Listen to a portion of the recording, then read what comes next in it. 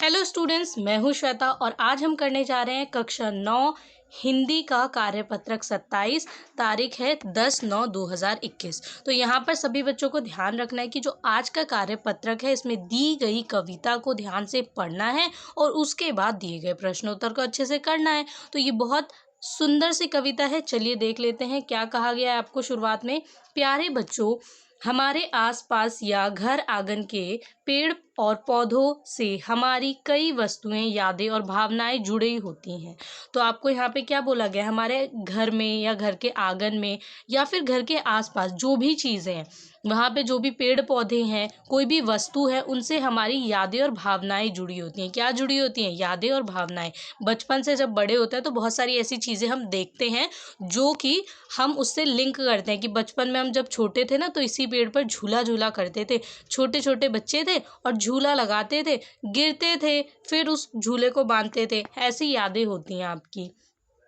उस पेड़ पौधे के ना रहने पर उनसे जुड़ी बहुत सी बातों को लोग याद करते हैं। मतलब जैसा मैंने अभी आपको एक एग्जांपल दिया कि पेड़ पर झूले लगा के झूलना, ठीक है, और आसपास मोहल्ले में क्या क्या बातें हुआ करती थी बचपन में, वो याद करते हैं और खुश होते हैं कि बचपन कैसा था।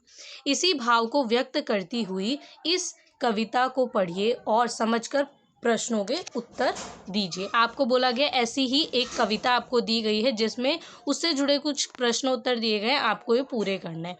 तो उस कविता को पढ़ते हैं और देखते हैं कि क्या कविता है, इससे जुड़े हुए क्या प्रश्न उत्तर हैं। ठीक है, कविता आपको दी गई है। अरे कोई देखो, मेरे आंगन में कटकर गिरा मेरा नीम, गिरा मेरी सखियों का झूलन, बेटे का पालन गिरा, गिरी उसकी चिड़िया, देखो उड़ा उनका शोर, देखो एक घोंसला गिरा, देखो वे आरा ले आए कुल्हाड़ी और रस्सा ले आए उसे बांधने, देखो कैसी कापी उसकी छाया, उसकी पत्तियों की छाया, जिनसे घाव मैंने पूरे, देखो कैसे काटी उनकी छाल। क्या बोला गया है? दोबारा इसको मैं रिपीट कर रही हूँ कि जिनसे घाव मैंने पूरे, देखो कैसे कटी उनकी छाल, उनकी छाल में धसी कुल्हाड़ी की धार, मेरे गीतों में धसी मनौती में धसी, मेरे घाव में धसी कुल्हाड़ी की धार, बेटे ने गिन लिए रुपए, मेरे बेटे ने गिन लिए रुपए, मेरे बेटे ने, देखो उसके बाबा ने कर लिया हिसाब, उसे ले गए।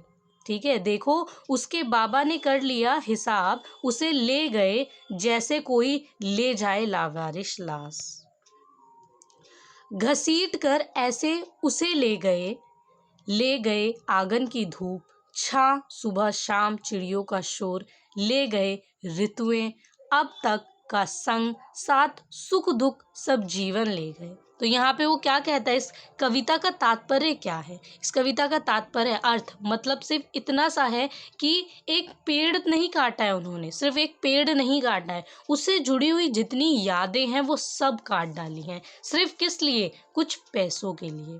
तो क्या कहा गया है इसमें? सबसे पहले आपको बोला गया है कि अरे कोई देखो, मेरे आंगन में कटकर गिरा नीम का पेड़। मतलब ये जो कवि यहाँ पे बताना चाह रहा है या चाह रही है, तो क्या बताना है इसमें? शुरुआत की 3 पंक्तियों से पता चल रहा है कि मेरे आंगन में पेड़ काट दिया है। किसका? नीम का, जो कटकर अब आंगन में गिर चुका है नीचे। ठीक है, तो कवयित्री यहाँ पे बोलती हैं कि मेरे आंगन में पेड़ कट के नीचे गिर गया है और वो पेड़ किसका है? नीम का है। गिरी मेरी सखियों का झूलन, सखिया मतलब क्या होता है? सहेलियां। ठीक है, तो सखियों का जो झूला है वो भी गिर गया। पेड़ गिरा तो पेड़ पे लगा झूला भी गिर ही जाएगा। बेटे का पालना गिरा, तो जो छोटे बच्चे होते हैं उन्हें पेड़ पे पालना बांध के 2 पेड़ों के बीच में या एक पेड़ पर उसे झुलाया जाता है छोटे बच्चों को, तो वो भी क्या हुआ? गिर गया। गिरी उसकी चिड़िया, देखो उड़ा उनका शोर, देखो एक घोंसला गिरा। एक घोंसला नहीं गिरा यहाँ पे, सिर्फ एक घोंसला नहीं गिरा, घोंसले के साथ चिड़िया जो है वो भी उड़ गई है उस पेड़ से, और जो उनकी चहचहाहट थी, ठीक है, उनका जो शोर था, सुबह सुबह वो आकर अपनी आवाज़ से जो दिन की शुरुआत करती थी, खूबसूरत सी शुरुआत, वो भी अब खत्म हो चुकी है। कवि ये बताना चाहते हैं यहाँ पर। ठीक है, तो उसके साथ आगे बोलते हैं कि वे आरा ले आए कुल्हाड़ी और रस्सा ले आए उसे बांधने। मतलब आरा आरा लेके आए हैं, कुल्हाड़ी लेके आए हैं, उसके साथ रस्सा लेके आए हैं। ये क्या करने के लिए? रस्सा लेके आए कि उसे बांध कर कुल्हाड़ी और आरे से उसे काटेंगे। ठीक है, देखो कैसे कापी उसकी छाया, और ये सब देखकर जो पेड़ है उसकी छाया काप गई है कि मुझे ये काट कर यहाँ से हटा देंगे। ठीक है, क्योंकि वो भी एक जीव है, हमारी तरह एक जीव है, तो अगर हम उसके एहसास को, उसके दर्द को समझे तो वो उसकी जो छाया है वो काप जा रही है, मतलब वो उसका जो एहसास है वो बताने की कोशिश यहाँ पे कवि कर रही हैं। उसकी पत्तियों की छाया जिसने घाव मैंने पूरे, देखो कैसे काटी उसकी छाल। कहने का मतलब क्या है कि जिसकी पत्तियों से, उस नीम की पत्तियों से जहाँ हमने घाव भरे थे, अगर हमें चोट लग जाए या कोई भी दिक्कत होती है, हम कहते हैं ना नीम की पत्तियां ले आओ, बहुत लाभकारी हैं। तो वो क्या कह रही हैं? वो यही कह रही हैं कि जिन पत्तियों से मैंने अपने दर्द को ठीक किया, अपने घाव को ठीक किया, आज उसी की छाल को काट दिया जा रहा है और उसका जो घाव है वो कोई नहीं देख रहा है। उसकी छाल में धसी कुल्हाड़ी की धार, मेरे गीतों में धसी मनोती की धार सी। तो यहाँ पे क्या है कि जितने भी उसकी छाल है उसमें कुल्हाड़ी मारी, और कुल्हाड़ी मारने से क्या हुआ कि अब वो कट रहा है, पेड़ कट रहा है। ठीक है, मेरे गीतों में धसी मनौती में धसी, मेरे घाव में धसी कुल्हाड़ी की धार। अब वो ये कहना चाह रही हैं कि सिर्फ पेड़ को नहीं काटा है, पेड़ के साथ जो कवि है वो खुद बता रही हैं कि उनके जो उनकी गीत थे, ठीक है, उनकी जो मनौती थी, जो पेड़ को बहुत सारे लोग होते हैं ना कि कोई भी विश है उसको मांग कर और पेड़ पे एक गांठ बांध देते हैं कि ये विश जब पूरी होगी तो मैं इसको ओपन करूंगी। तो यहाँ पे वो क्या कह रही है कि मेरी जितनी भी मनोकामनाएं थी वो भी यहाँ पर खत्म हो जाती हैं। सिर्फ एक कुल्हाड़ी ने एक पेड़ को नहीं काटा, उसने बहुत सारी चीज़ें खत्म कर दी हैं। ठीक है, मेरे घाव में धसी, मतलब उस घाव में धसी जो उस पत्तियों से ठीक हुआ था, उन नीम की पत्तियों से वो घाव ठीक हुआ था। ऐसा लग रहा है कि वो ठीक नहीं हुआ, वो दोबारा से वैसे ही घाव बन गया है। कुल्हाड़ी की धार बेटे ने गिन लिए रुपए, मेरे बेटे ने। और वो क्या कह रही है कि जो मेरा बेटा है उसने क्या किए, पेड़ को कटवा दिया, ठीक है, और उसके बदले जो पैसे मिले उन्हें उसने गिन लिया। देखो उसके बाबा ने कर लिया हिसाब, उसे ले गए। मतलब उसके जो बाबा हैं उन्होंने उसकी कीमत लगा दी कि कितनी कीमत में ये पेड़ बिका है, उसकी जितनी कीमत थी बाबा और बेटे दोनों ने उसकी कीमत लगा दी। जैसे कोई ले जाए लावारिश लाश घसीट कर, ऐसे उसे ले गए। मतलब वो पेड़ जो था, आप देख सकते हैं यहाँ पे आपको एक पिक्चर भी दी गई है कि पेड़ को काटने के बाद उसे ऐसे ज़मीन पर उन्होंने छोड़ दिया, और जिसने उसको खरीदा है वो उसे एक लावारिश लाश की तरह घसीटते हुए ले गया। मानो एक पेड़ को ना काटा हो, एक एक इंसान जैसे आपके घर में बहुत सारे एहसास और बहुत सारी चीज़ों से जुड़ जाता है, वैसे एक पेड़ भी आपकी बहुत सारी यादों से जुड़ जाता है, और उसे वो यहाँ पे एक मानव की तरह शो करिए कि एक इंसान होता तो बिल्कुल इंसान की तरह वो एक पेड़ भी है जिसे आपने काट दिया है। ले गए आंगन की धूप छां, सुबह शाम चिड़ियों का शोर। यहाँ पे क्या क्या ले गए कि जो शाम को धूप होती है, ठीक है, या फिर दिन में धूप होती है, उससे जो पेड़ है वो छांव देता है, वो छांव भी अब चली गई है। सुबह शाम की छांव चली गई, चिड़ियों का शोर भी चला गया, और ऋतुएं जो थी, ले गए ऋतुएं भी ले गए। पता ही नहीं चलता, जहाँ पर पेड़ पौधे होते हैं वहाँ पता चलता है कि पत्ते झड़ रहे हैं, फूल आ रहे हैं, तो हमें ऋतुओं का एहसास होता है। लेकिन यहाँ पे तो पता ही नहीं चलेगा। क्यों एहसास होगा हमें? क्योंकि यहाँ पे पेड़ ही नहीं है, तो पता कैसे चलेगा कि कब पतझड़ का मौसम आया और कब बसंत का आया, है ना। अब तक का संग सब, सुख दुख सब जीवन ले गए। मतलब जो भी उसके साथ खुशियां थी, एक पेड़ घर में होता है ना तो बहुत सारी अच्छी अच्छी यादें जुड़ जाती हैं। जिसके घर में पेड़ होता है वो ही इस बात को समझ सकता है, और जिसके घर में पेड़ नहीं है उसको इस बात का एहसास हो भी नहीं सकता। इसीलिए घर में पेड़ ज़रूर लगाएं। यहाँ पर आपको सिर्फ पेड़ नहीं बताया गया, ये भी बताया गया है कि हमारी हर एक चीज़ से हमारी याद कैसे जुड़ी होती है, और एक पेड़ का हमारे जीवन में होना कितना ज़रूरी है। हम पेड़ों को काट तो देते हैं, पेड़ लगाते नहीं हैं, पर उनके दर्द को नहीं समझते जो कि उनको काटने पर होता है। तो इसीलिए हमें उस दर्द को समझते हुए हमें पेड़ लगाने चाहिए, काटने नहीं चाहिए। अब आपको इससे जुड़े हुए प्रश्न उत्तर दिए गए हैं। पहला प्रश्न आपको सबसे नीचे यहाँ दिया गया है कि सखी शब्द का क्या अर्थ है। सखी शब्द का अर्थ होता है मित्र, ठीक है। पहला ऑप्शन है मित्र, भाई, चाचा, बेटा, ये तीनों ही ऑप्शन गलत हैं, इसमें से कोई भी नहीं होगा, तो आपका सही उत्तर है मित्र। इसके बाद आपका जो अगला प्रश्न है, प्रश्न नंबर 2, इसमें आपको बोला गया है कि निम्नलिखित शब्दों में से कौन सा पेड़ का पर्यायवाची शब्द नहीं है। अब ध्यान से देखेंगे, पर्यायवाची शब्द नहीं है, पर्यायवाची नहीं है पेड़ का।